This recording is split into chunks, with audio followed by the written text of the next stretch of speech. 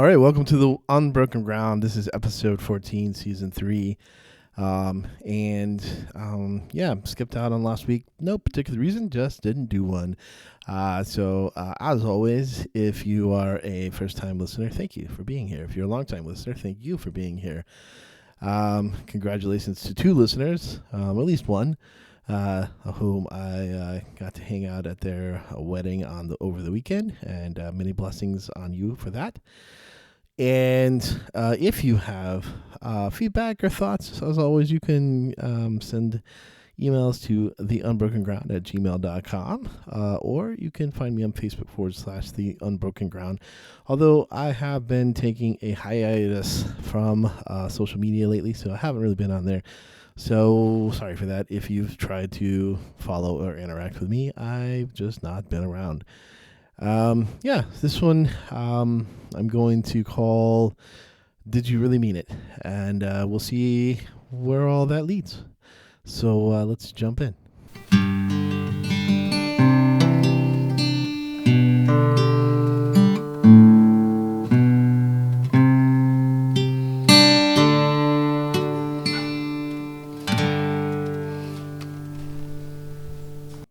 All right. So to preface this, not that you really need to know where my brain lives at all, but maybe you're interested in that. Maybe you're not. Who knows? I've been listening to a book on Dallas Willard's thoughts. In the old days, we called them books on tapes, but now they're just audio books. But I've been listening to this audio book as I've been trying to walk more lately, and I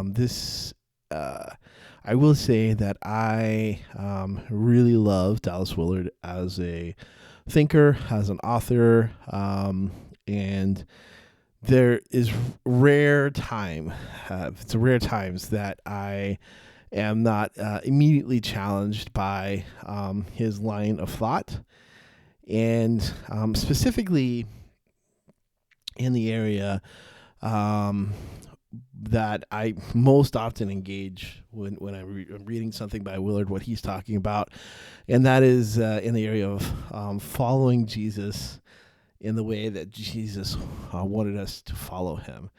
And I think that I guess I want to start here because I was doing discipleship with one of my guys that I'm discipling tonight, and we were talking through figuring out a way to kind of connect with Jesus more this week, and so I kind of gave him a task to do to agree. I offered him some options, and he chose one,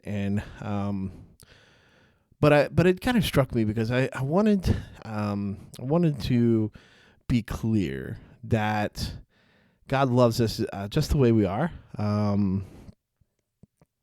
and we don't have to do anything to make God love us, and God is his affection towards us is not earned. It's not, his blessing is not only predicated on whether or not you are going to do the things that he says you have to do or you think he says you have to do.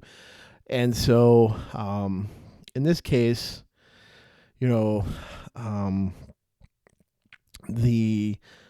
want to start again with that place, because what I am going to spend the next 30 minutes, an hour, hour and a half, I never know how long these things are going to go. Usually they ends up being an hour, but maybe this one will be a little shorter. But either way, when talking about this idea of following Jesus like Jesus wants us to, I think it's important to realize that this is not a way to earn God's love or earn salvation or earn some kind of favor, some cheat code to get him to answer your prayers or anything like that. It is instead a sincere reflection and meditation on the idea of how does Jesus want us to live, and um, when we become his followers, what does that mean? And so I want to be clear up front. I've already said it, but I want to say it again because I don't want it to get lost later down the road. Is that this is a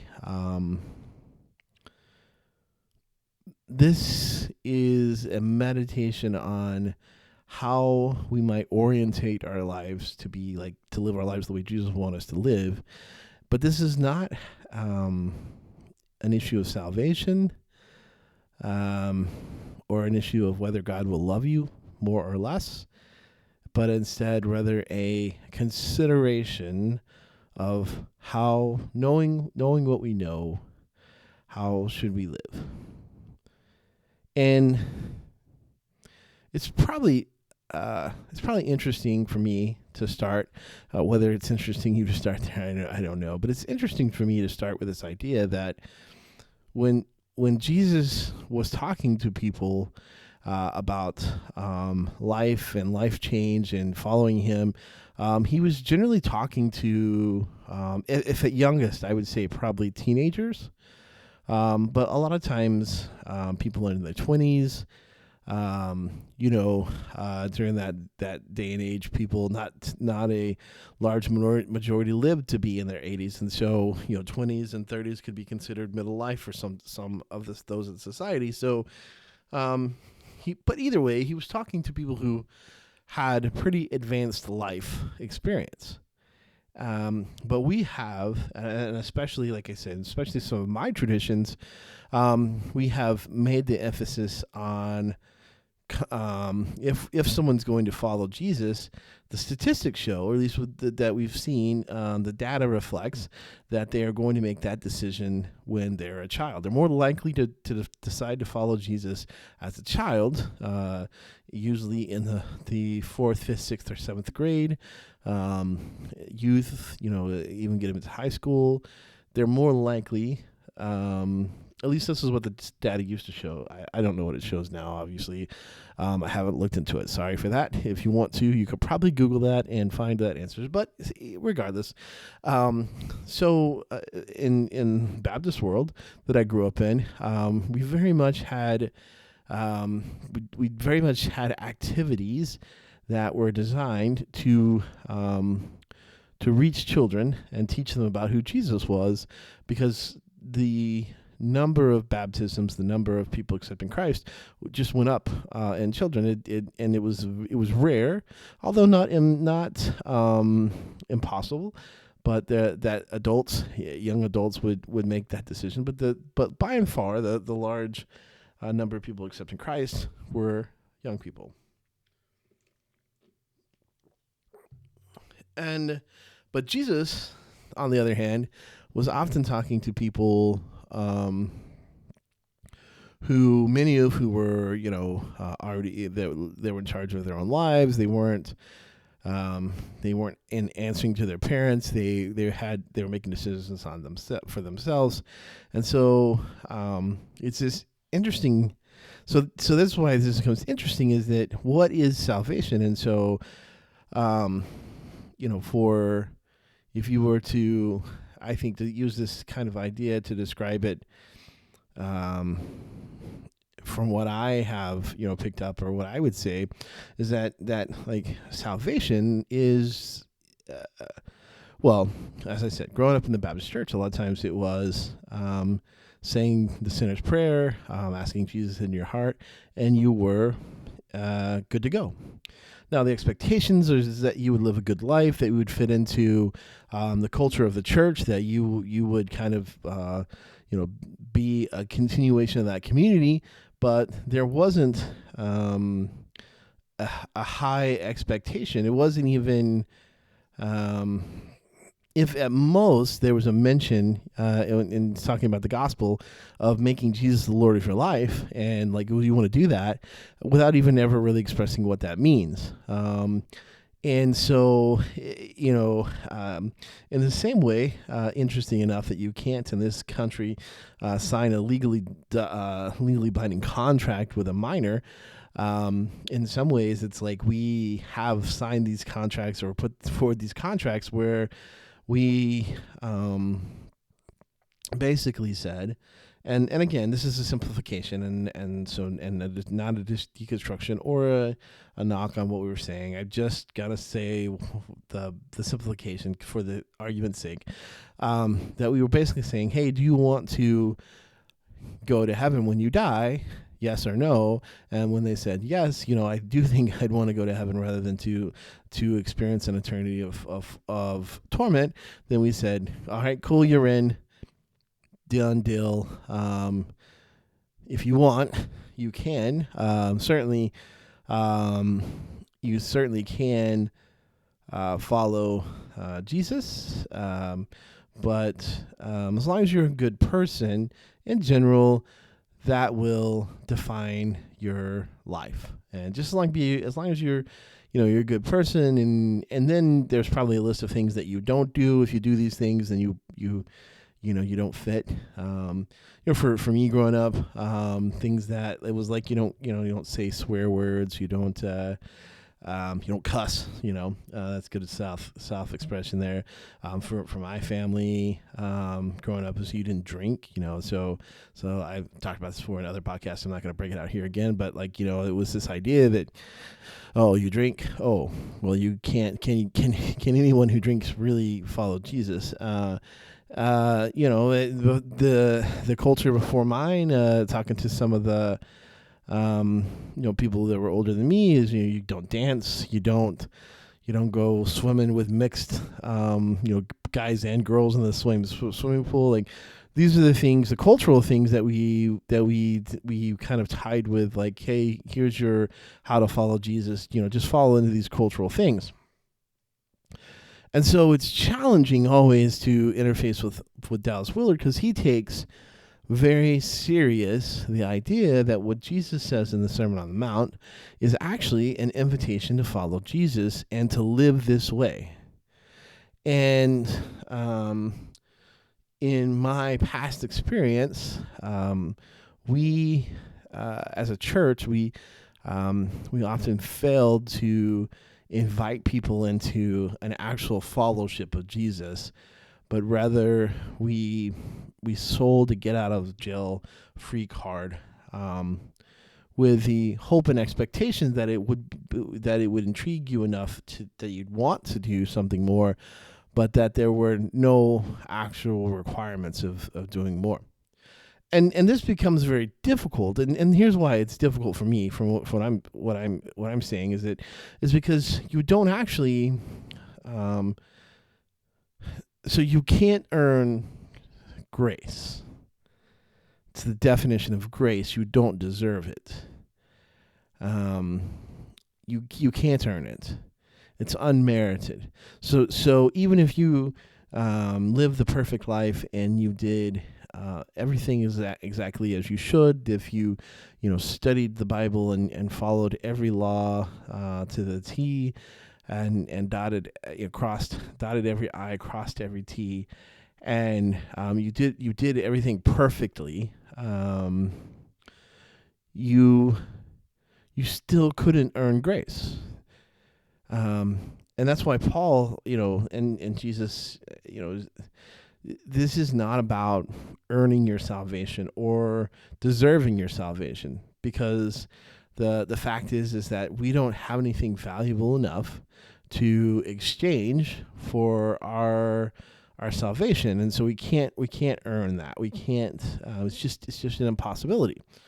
And that's fine. Like that's not an argument here. That's not what I'm trying to argue. I'm not trying to argue that you're not really saved unless you engage in what it means to truly follow Jesus. However, so this is why it's hard, because it's nuance. This is a nuance thing. But if you are saved, then there is, I think, an expectation. Jesus and Paul both had an expectation that you would live in a certain way. And when you said, when you said the prayer, when you dedicated your life to Jesus, that's when it was like, did you really mean it? Because when Jesus calls us, he actually starts saying, hey, what you do with your entire life, with your thoughts, with your thought life, with your heart life, with your the home life that nobody sees, with the inner self that nobody sees, what you do, all of that has now become subject to Jesus's lordship. And in fact, if you walk through the Sermon on the Mount, what you discover is that Jesus is helping the religious leaders and the religified people of that day to realize that all of this Old Testament, like all of these laws, the things that God has put forward, are examples that are pointing to what it means to not be holy, what it means to be unclean, and the crazy links that one would have to go to, if they even could, and they can't, to be considered holy before a holy God, and that there were all these outward things that you could do and had to avoid and couldn't do, and all that. So you have all these things, and you can't do it. And then Jesus comes and goes to the Sermon on the Mount, and he's like, and actually, it's not just, hey, I've never murdered anybody, so I'm free of that sin. But it's, have you ever hated anybody in your heart? Because if you allow hate to live in your heart, then you welcome the thoughts of murder. Have you ever looked in lust in your heart? Because because what makes us unclean is not whether or not we've touched a dead body, which is one of the things that would make a clean person unclean, is if you touched a dead body or touched something that was considered unclean, whatever. So, but that was not it. It's not. It's what came out of your heart, and so Jesus challenges us with the things, not only because he knows the way that it works. The things that live in our hearts become the things that we say and do. And so if we dwell upon darkness, then we live out and say and live out darkness. And so that's why as he goes to the Sermon on the Mount, he says, like, you guys are the light of the world. You're the salt of the earth. You think of good things and do good things, not so that you can be saved. Like, this is not so you can earn my love, not so you can earn your salvation, not so you can prove just how righteous you are, but instead, because you have been saved, because you have been loved, because you have been freed, then there's a new way to live. There's a new way to live. There's this, and so Jesus, who is in connection with God, and he has an insight into like how to do life. He's like, hey, if you want to know how to do life, let me give you the things about what it looks like to live in my kingdom. What it looks like if you do life in the way that God intended from the start. Not the religious rules and laws that have been perverted and changed and used to oppress. One of the things that Jesus hated the most was that how the religious laws had actually been used to create a way to keep people away from God. Like the very things that were made with the intention of pointing people to God and helping people see God and be able to know what it was to be able to approach God and to live in the way that God wanted them to do, had been just twisted and changed and used to deny people access to God. That's why when Jesus goes into the temple and overturns the tables, he uses a verse from the Old Testament, and he's like, I don't want your sacrifices. I don't want your actions that don't have anything connected or to do with your heart. And that's like the whole Sermon on the Mount is like, did you really mean to say that Jesus is Lord and that you were going to follow him? And if you did really mean to say that, are you willing to allow the Spirit to illuminate in your heart and in your mind the ways best to live? Did you really mean that? And then do you really intend to live as Jesus has called you to live? And to search that out and to ask big questions and to continuously go back to the Gospels and back to Jesus and back to the New Testament and to friends and disciples and disciplers and anyone who can point you in the direction and say, how do I chase after God? Not just how do I make a decision, like how do I make that decision when Jesus, like there's this whole moment that's awesome, that's amazing. Like you make that decision, Jesus is Lord, and so Jesus comes to live in your heart. But if we stop there, then it's a gross injustice, because what that teaches or what that tells people is it doesn't matter what you do with your life on this earth, because all that it's about is that you're avoiding, you're just managing your sin, you're avoiding a bad reality at the end of your life. And so you don't have to check in, you don't even have to really know or understand who Jesus is. As long as you know he's your Savior, you're good to go. And it's just gross misjustice, because what really the Sermon on the Mount is calling us to is to live in a way that is like no other way. It's calling us to live, and honestly, speaking for myself, it is a uncomfortable way to think about living, because it is so, it's not like our American culture, it's not like our church culture. It is so radical, unique, and amazing, and awesome, and all of these things. But it is going to be hard.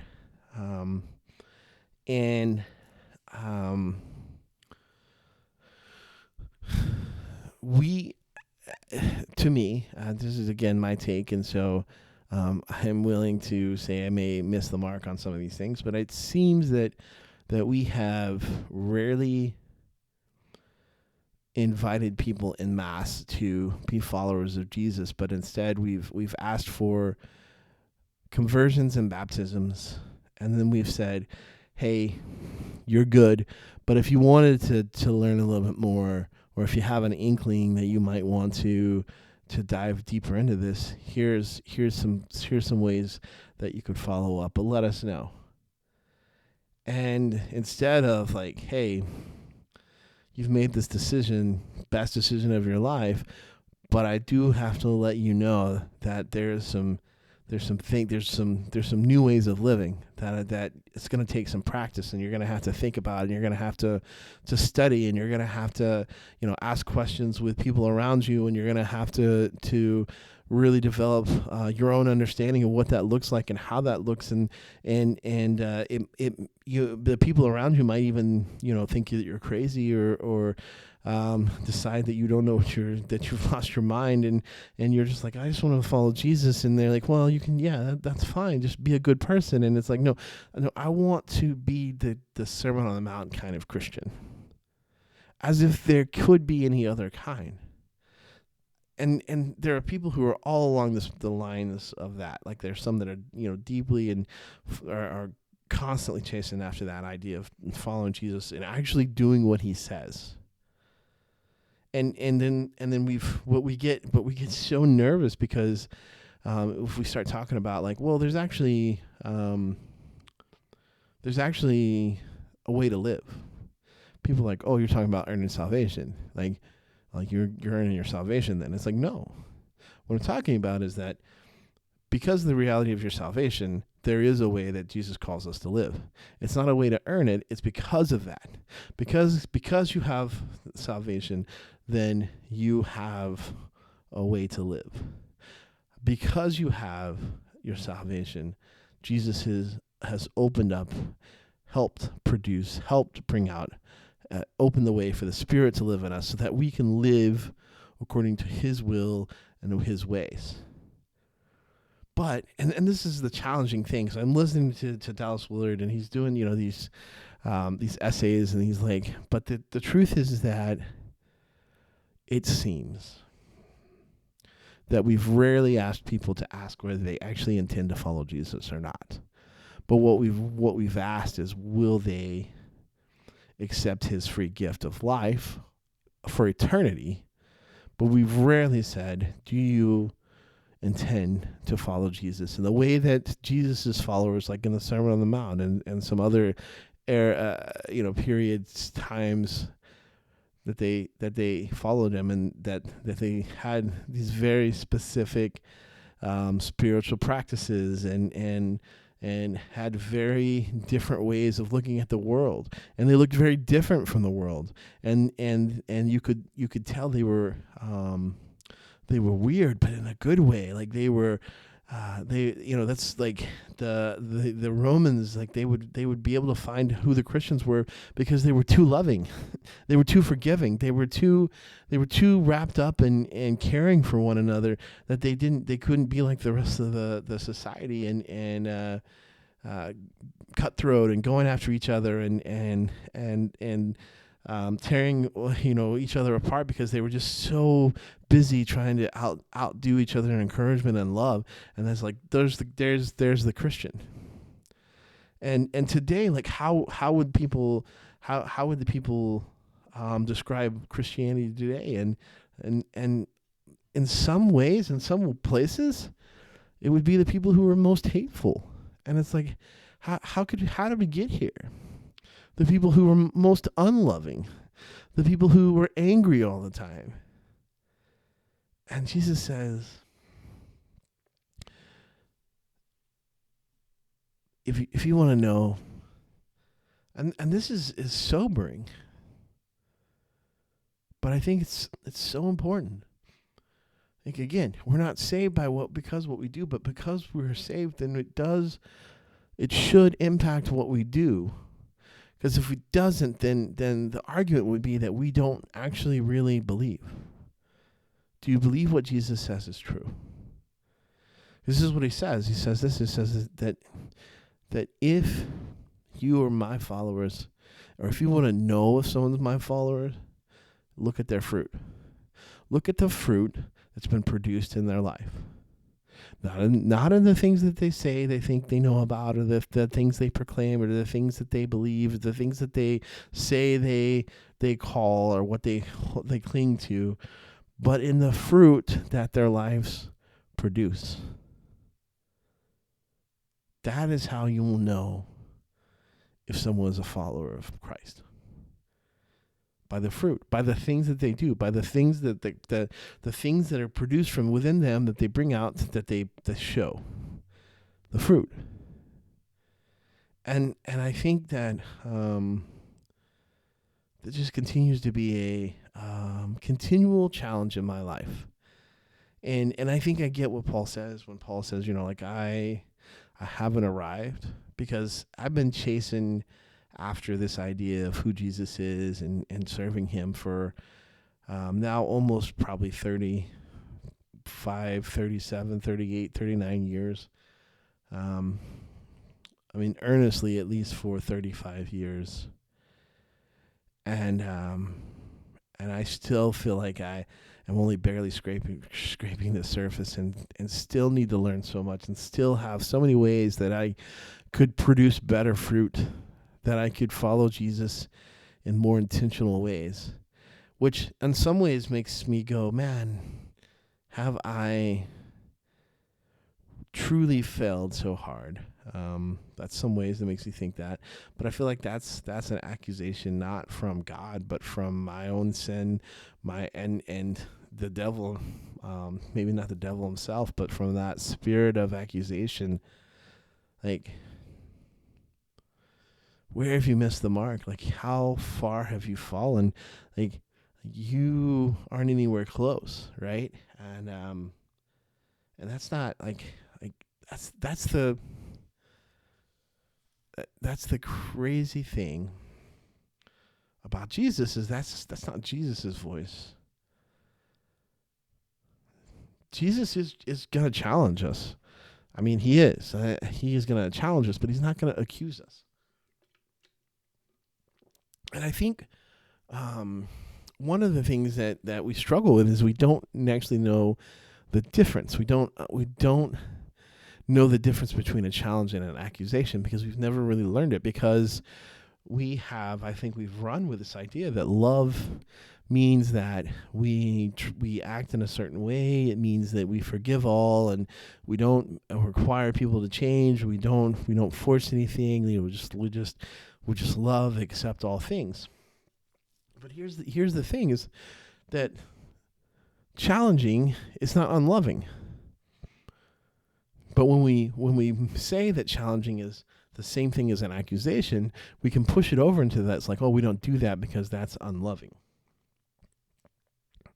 And so one of the things that I am trying to learn in my life, because I don't think I'm anywhere close to this, and I'm still God's really even just revealing some of those things to me and pointing out my heart, is like, we are called to love our enemies. We are called to love people that even hurt us. We are called to people who have our destruction in mind. Not that I have a ton of people in my life that have destruction in mind, but I have people that I have just not been able to get along with, or I don't agree with. And I struggle because, Jesus is like, you love your enemies, love your neighbor. And when pushed, Jesus is like, all right, Jesus, who's my neighbor? And he's like, well, the people you hate, love those people. And I don't know that I particularly have anybody that I hate, but I do have people that I've had just poor interactions with, and I didn't know at the time how to work through those, because again, you love them, well then you can't call them out. But there's actually a very loving way. Like, there's actually this idea that I think I'm trying to work through. This is the idea I'm working through, is that actually a big part of loving someone is challenging when they get off track. And so let me illustrate this through a gospel story.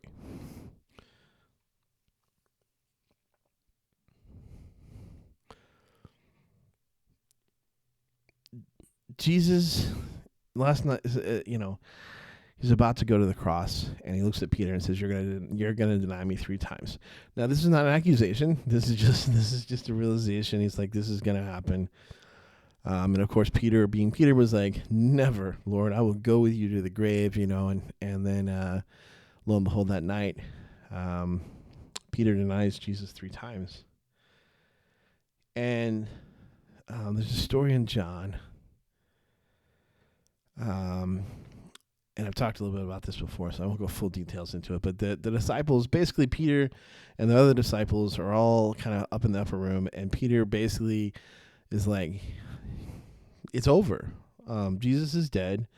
Yeah, he's resurrected, but what does that even mean? And besides that, I'm sure Peter probably felt this deeper more than any of them, but he's like, when the moment mattered, like I could have stood with Jesus at the moment of his, I could have died with him. I should have died with him, maybe even that, what Peter's saying. And so Peter is like, you know what? It's done. I'm done. I don't deserve to be called his disciples. I'm going to go fishing. and this wasn't just like a little hobby. This was Peter going back to who he was before he met Jesus. This was Peter admitting defeat and being like, Jesus is dead. I don't know what to do in my life. I failed anyway. So what good am I, right? So that's where Peter is, and they're fishing. Of course, Jesus, performs the miracle and says, throw your nets on the other side, and their nets are full, and so Peter's eyes are open, and he's like, oh, it's Jesus, and Jesus is cooking breakfast for him, and Peter jumps out of the boat and gets to the shore, and before long, Jesus and Peter have this interaction. And he says, Peter, do you love me? And he does this 3 times, and after each one, he says, feed my sheep. And these are a challenge. It's not an accusation. Like Jesus isn't going, man, Peter, you really messed up. Like, you're a terrible person. I can't believe I chose you, but you're not even, you can't even follow me. You said you would die. But that's not. It's this challenge to call Peter back to this. Do you love me? And Peter's like, yeah, Jesus, I love you. I do. Then go do what I told you. Go feed my sheep. Like, yeah, Peter, you denied me. But that doesn't change who I called you to be. Do you love me? Jesus, I love you. Then go do what I told you to do. And see, it's a challenge. Like Jesus loved Peter so much that he couldn't leave him catching fish out of the water. He couldn't leave him in his old self as a fisherman who knew very little about his actual real purpose in life. And because Jesus loved him so much, he forgave him a lot. Like, he'd already forgiven him, but he challenged him because he knew that Peter needed to be reminded that his calling was not over just because Jesus had died. Just because Jesus had died on the cross didn't mean that Peter had been released from his challenge, from his call to be fishers of men, to feed Jesus' sheep. Like, he couldn't go back. He couldn't just go back to being the person that he was.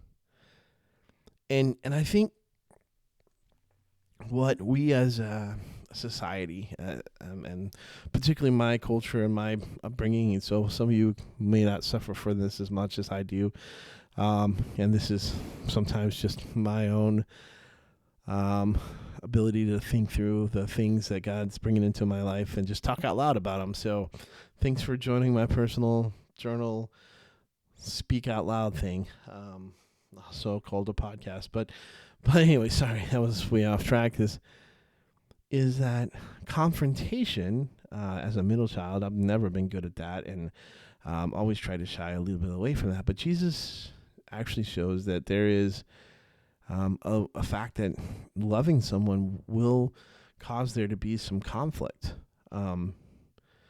because if you love someone, you can't let them stay. You can't let Peter stay back. You can't let him give up and go back to who he was before and pretend like he didn't have 3 years of this following Jesus around. You can't do that. And so there has to be a challenge. There has to be a correction. There has to be not an accusation. The accusation it comes from but a challenge to say, I love you and I can't let you stay the same. I can't let you pretend like you were somebody who I can't let you go back to who you were before, but you've said that you want to follow Jesus. Then I'm going to challenge you to follow him. And it's actually more loving to do that. It's actually less loving. Like, it would have been less loving for Jesus to have been like, all right, Peter gave up. He abandoned me, and now he's decided to go back just being a fisherman. Great, I'll just find somebody else. Like, he's not. Like, that would be so unloving to do that, because it would just leave Peter in his defeat and in his distress and in his worry and his self-loathing because of who he thought he had, what he had done and who he'd become. And Jesus lovingly came to him and said, hey, remember who you are. Do you love me? Yes. Then go do what I called you to do.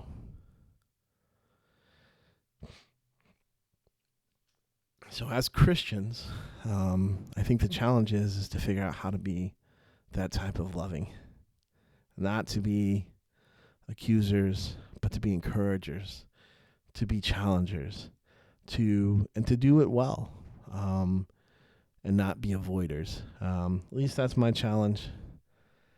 And I think that's just one aspect of what it means to follow Jesus, like the Sermon on the Mount people, like the Sermon on the Mount Christians, like that Jesus really meant what he said when he said that love your neighbor as yourself, turn the other cheek, to walk an extra mile, to build your foundation, your whole life on the belief that God knows what he's talking about with life, and that we ought to follow his word, and all of those things. To take it serious, and to know that in Jesus' eyes, the way you would know his followers were by their fruit.